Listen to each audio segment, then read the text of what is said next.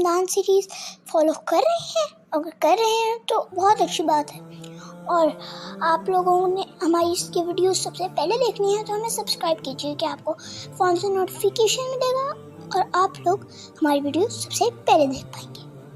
اور آج میں آپ کو حضرت ہود علیہ السلام کی کہانی سناؤں، تو چلتے ہیں کہانی کی طرف۔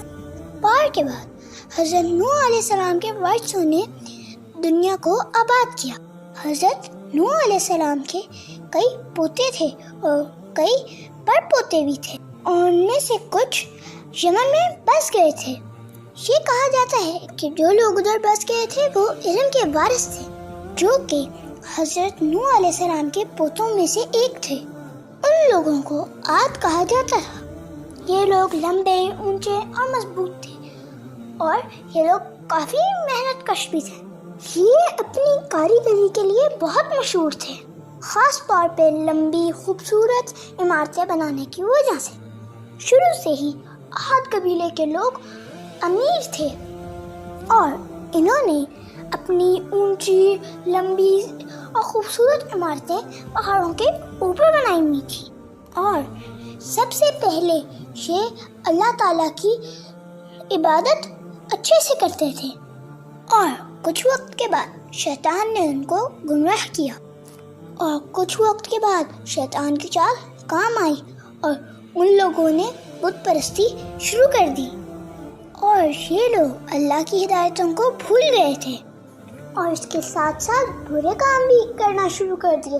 تو اس لیے اللہ تعالیٰ نے ایک اور نبی کو بھیجا، اور اس دفعہ اللہ تعالیٰ نے حضرت ہود علیہ السلام کو چنا، اور حضرت ہود علیہ السلام کو حکم دیا کہ ان لوگوں کو صحیح راہ دکھانی ہے۔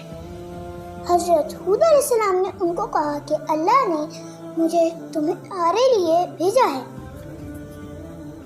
اور ان کو ہر وقت کہتے رہتے کہ اللہ تعالیٰ نے تمہیں یہ ہنر دیا، یہ سب چیزیں دی، اور یہ تمہارے لیے ہی تو کائنات بنائی، تو تم ان کے پیچھے کیوں نہیں چلتے؟ اور پھر ان کو روکا کہ بت پرستی چھوڑو، اللہ کی راہ پہ چلو، اور یہ بھی کہا کہ اللہ تعالیٰ صرف ایک ہیں۔ پھر انہوں نے جواب میں کہا، تم کون ہوتے ہو، ہم کیوں تمہاری سنیں؟ پھر انہوں نے کہا کہ اللہ تعالیٰ نے مجھے تم لوگوں کو صحیح راہ دکھانے کے لیے چنا ہے۔ اگر تم میری بات نہیں سنو گے تو پھر تم لوگوں کو سزا بھی ملے گی، اور تم لوگ جنت میں نہیں جا پاؤ گے۔ لوگوں نے ان کی بات نہیں سنی اور کہا، تم صرف ایک جھوٹے ہو، ہم تمہاری بات نہیں سنیں گے۔ انہوں نے کہا، میں جھوٹا نہیں ہوں۔ پھر عاد لوگوں نے کہا کہ اگر تم جھوٹے نہیں ہو تو اللہ کو کہو کہ ہمیں سزا دیں۔ یہ سن کے پیغمبر بہت مایوس اور اداس ہو گئے، لیکن پھر بھی وہ چیختے رہے کہ میں جھوٹا نہیں ہوں، اللہ کا میں پیغمبر ہوں، تم اللہ کی راہ پہ چلو، بت پرستی مت کرو۔ پھر انہوں نے باقی قبیلوں میں جا کے بتانا شروع کیا کہ وہی میرا، تمہارا، ہم سب کا مالک ہے۔ میں نے تمہیں پہلے بھی آگاہ کیا اور اب بھی بتاتا ہوں کہ تم اللہ کی راہ پہ چلو، ورنہ تمہاری جگہ نیک اور اچھے لوگ آ جائیں گے اور تم سے یہ چیزیں چھین لی جائیں گی۔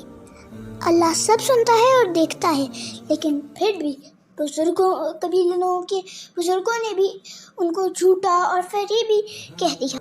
انہوں نے پھر بھی کہا، میں فریبی نہیں ہوں، میں اس کائنات کے مالک کا پیغمبر ہوں، میں پوری ایمانداری سے تمہیں بتا رہا ہوں، میں تمہیں صحیح راہ بتا رہا ہوں۔ لیکن پھر بھی انہوں نے نہ کر دی اور کہا، تم ایک جھوٹے فریبی ہو۔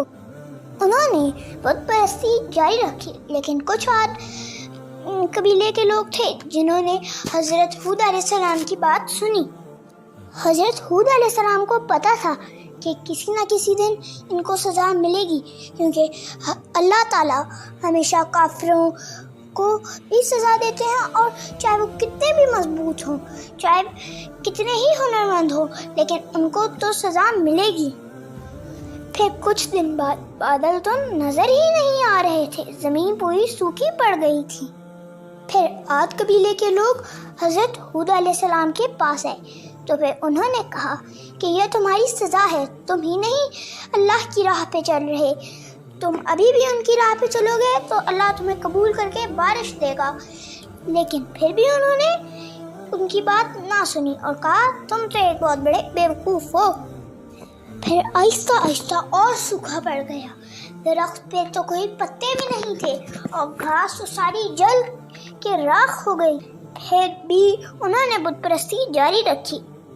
پھر کتنے مہینے گزر گئے، لیکن عاد قبیلے کے لوگوں کو ایک بارش کی بوند بھی نہ نصیب ہوئی۔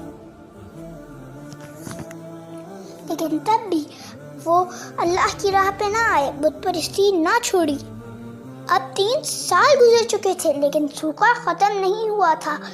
پھر اللہ تعالیٰ کی جب ایک دفعہ حضرت ہود علیہ السلام عبادت کر رہے تھے، تب حضرت ہود علیہ السلام کو اللہ تعالیٰ نے کہا کہ تم یہ جگہ چھوڑ دو اپنے نیک بندوں کو لے کے۔ پھر ایک بہت بڑا بادل عاد قبیلے کے اوپر آ گیا۔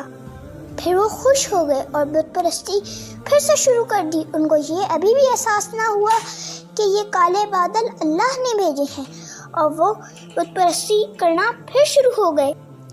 پھر اس گرمی کے موسم میں ہوا چلی اور اتنی تیز تھی کہ سب جم رہے تھے۔ وہ ہوائیں اتنی تیز تھیں کہ سارے درخت، حتیٰ کہ اتنے مضبوط گھر بھی ہلنا شروع ہو گئے۔ پھر ان کو سمجھ آئی کہ یہ اللہ کی دی ہوئی سزا ہے۔ پھر وہ بھاگنے لگے۔ پھر وہ اپنے گھروں میں گئے، لیکن ہوائیں اور تیز ہو گئی اور ان کے گھر اٹھا کے لے گئیں۔ وہ طوفان ساری عمارتوں کو لے گیا اور وہ اپنی ہی عمارتوں کے نیچے پناہ نہیں لے پا رہے تھے، اور یہ طوفان 8 دن اور 7 راتوں تک چلتا رہا۔ یہ ہوائیں تب تک نہ رکیں جب تک عاد قبیلے کے سارے لوگ ختم نہ ہو گئے۔ صرف وہی لوگ بچے تھے جو حضرت ہود علیہ السلام کے ساتھ جا رہے تھے۔ پھر وہ اللہ کی سکون سے عبادت کرتے اور سکون سے رہتے۔ تو دوستو، آپ لوگوں کو یہ میری کہانی کیسی لگی؟ تو پھر لائک کرنا، سبسکرائب کرنا اور شیئر کرنا مت بھولیے گا، اور رمضان سیریز کو فالو کرتے رہیے گا کہ آپ کو ایسی اسلامک سٹوریز ملتی رہیں۔